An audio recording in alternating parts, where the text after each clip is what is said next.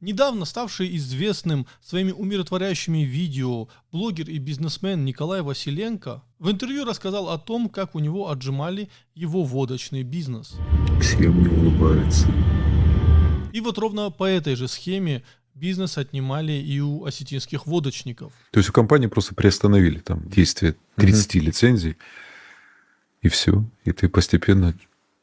А потом ты раз, хорошо, за какую-то цену в 6 раз меньше, чем она стоила, продал белую березку, оставил деньги на налоги от сделки, заплатил там все зарплаты, продал все свои активы, которые были, и все, и не стало у тебя бизнеса. Одна госкомпания сначала забирала лицензию, потом в несколько раз дешевле выкупала водочные заводы, а потом и спиртзаводы. Самое интересное, что несколько руководителей этой государственной конторы потом объявлялись в розыск в связи с массовыми хищениями и тем, что они просто отжимали водочный спиртовой бизнес лично в своих интересах. Речь идет о Росалкорегулировании.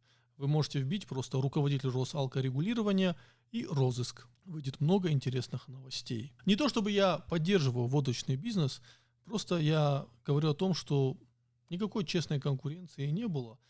Этот бизнес просто отнимали у осетинских бизнесменов.